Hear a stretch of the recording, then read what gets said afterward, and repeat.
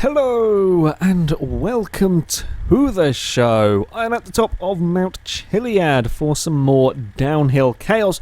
This time taking a look at a mod that kind of tweaks some of the off-road vehicles. It gives them higher, softer suspension to kind of deal with, you know, the bumps and the jumps and for sort of rock crawling and so on. The vehicles are much more suited to it. I was curious to see how they would fare going down Chiliad, because sure, the suspension will be good for some parts. However, I had a concern with the vehicle's likelihood to roll over, a concern that was very quickly realised, and on the first run, they got in a ridiculous way on two wheels after going a bit wide at turn one. I mean, often these off-road vehicles had problems standard, let alone with the suspension raised and softened, and sure enough, the next time out we had a proper rollover going through that corner. When we're seeing standard vehicles have issues through there, it's no surprise that if you clip that inside, it just takes a tiny clip with this Sand King, and it's going to go over, and it's going to go over quite spectacularly. Admittedly, if it does go off the edge, it does do a pretty good job of climbing back out. Again, instant karma, ran over the hikers, and we're going to do exactly the same thing. This time I almost saved it. Almost got it back together again after going a huge way on two wheels. Problem is it dug in, and with such soft suspension, when it dug in, it kind of flipped the car the other way, and we're back in the same part of the mountain as we were last time.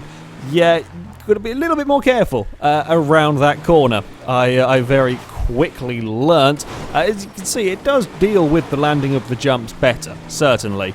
Around here, that's kind of, you would certainly expect it. Unfortunately, I got a kind of a little bounce off a hill, and that was enough to upset it if we go across the other high-speed second jump. Now we've really gone for a large number of rolls. With this one, it's still not quite finished, almost got another one out of it.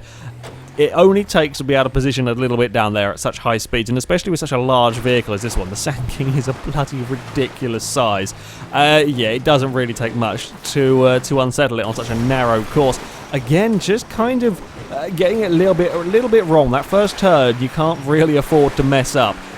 Again, out of position a little tiny bit, and you're going to have issues with this vehicle. The suspension, perhaps bouncing it around a little bit as well, is not ideal. I may have got carried away. Just trying to take that bit more speed across the jump, figuring, we've got good suspension and so on. I just misaligned myself ever so slightly, and while we can crash through the bushes in the gates without any issue, I couldn't quite get it back on the track, and then we start rolling. And when this thing starts rolling, it turns out, because of the way the suspension is, it just keeps going and going. And I wonder if the mountain hadn't suddenly got steeper and we kind of started rolling quicker and twisting a bit more, I wonder how long it could have carried on just rolling down that sort of an incline. As, yeah, that was a very FailRace accident from the Sand King. We managed to lose all of the doors completely. Looks very peculiar without the doors. There was an even bigger issue, though, than the rolling, and that was at the hairpin. This vehicle had huge issues at getting around the hairpin. You see, my normal method for cars is to pretty much chuck them in on the handbrake, and it gets them turned, and it gets them turned around there relatively quickly. Problem is, in the Sand King, the handbrake doesn't really get the back end moving around. And it is such a long vehicle that I couldn't really get it through the turn neatly, and certainly couldn't get it through the turn at any speed. As I was trying various methods, none of them would work. I just kept, essentially doing this. I kept trying to get the truck turned, and we didn't have enough steering lock. This run here, I completely screwed up the corner before the hairpin anyway, but I was trying different things, and I couldn't get it to turn. I had to go for a 3-point turn on that one, and yeah, it really was proving a pain via hairpin. It did take a little while to get this vehicle down. It took a while getting used to the suspension. You had to be very careful down this early section. You would think that, it would survive the bumps and so on better. However, it's almost too soft in some respects down there.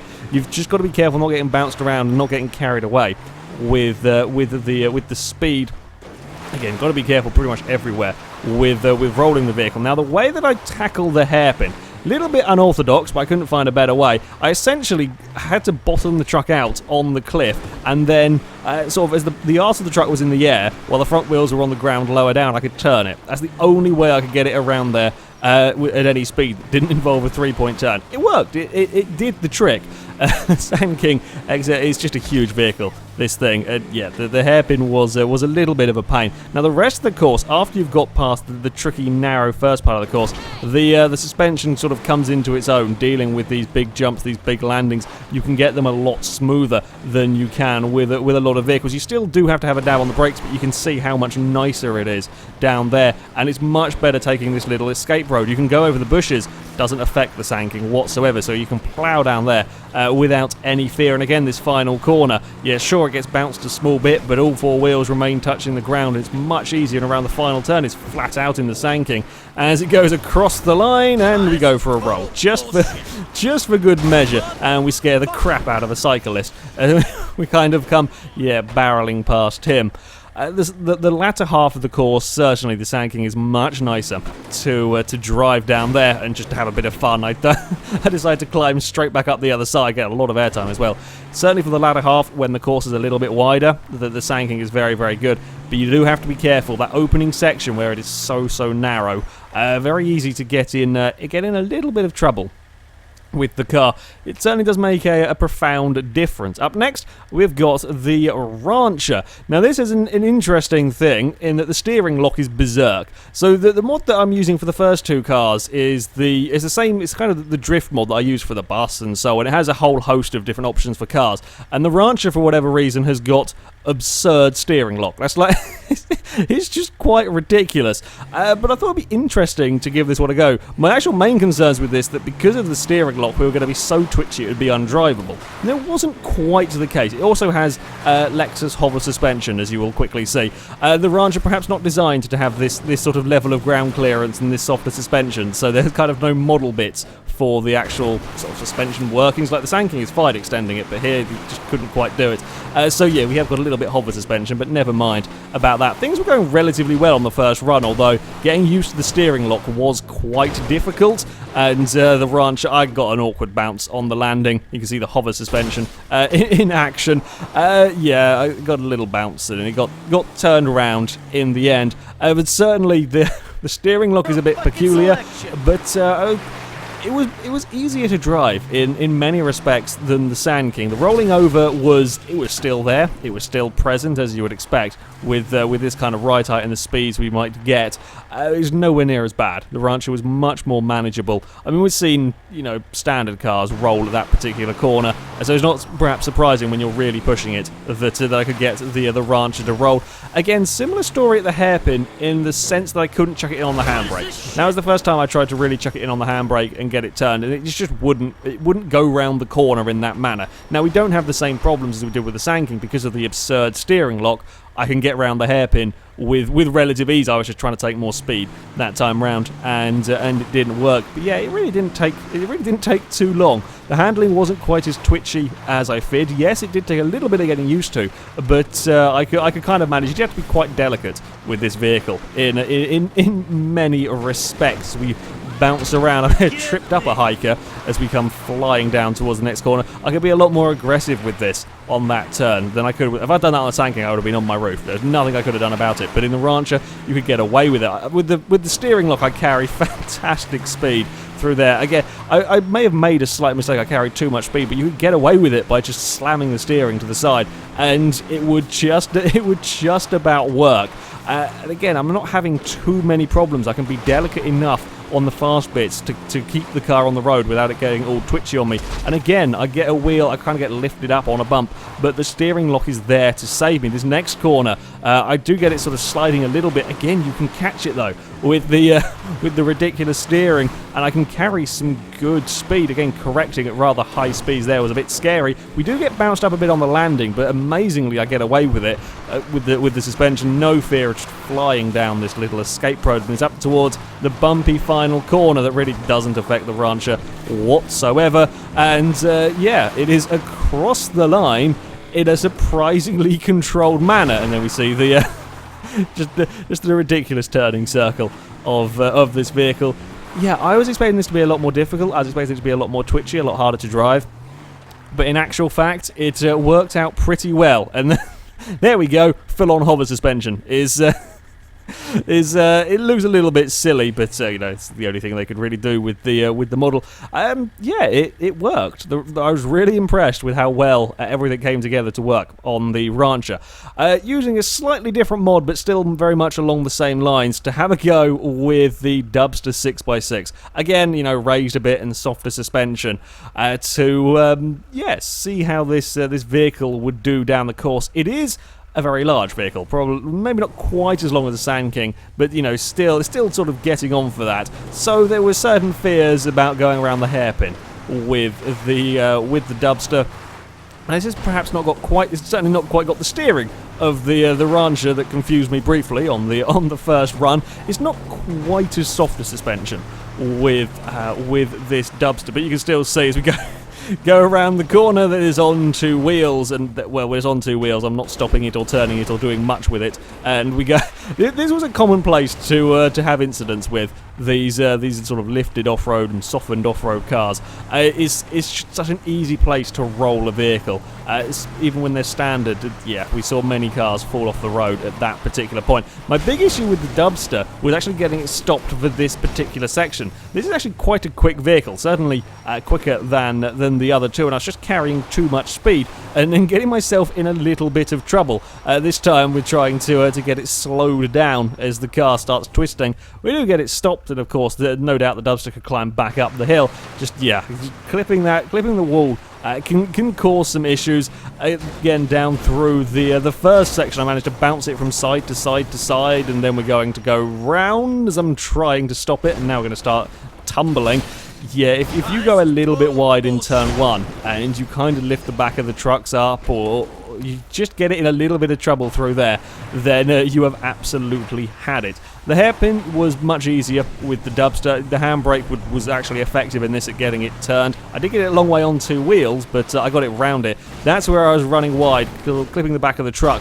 And this time I've never had a crash go across that particular hill. That's a first, which is quite rare on this Downhill Chaos series. Yeah, never had a car quite tumble over that particular sort of hill, and that corner was a real issue. I don't quite know why it was. It's normally later on that I have issues, just getting it slow. I kept thinking I could carry speed through there that I just couldn't. It's normally here that we have issues, which I promptly do this time around. I got a little bounce on the landing and couldn't get the trucks sort of slowed down in time. Then a very peculiar thing happens, in that the rear tyre just gives up. Like, I was only had the wheels locked for a briefest of seconds, and it's gone.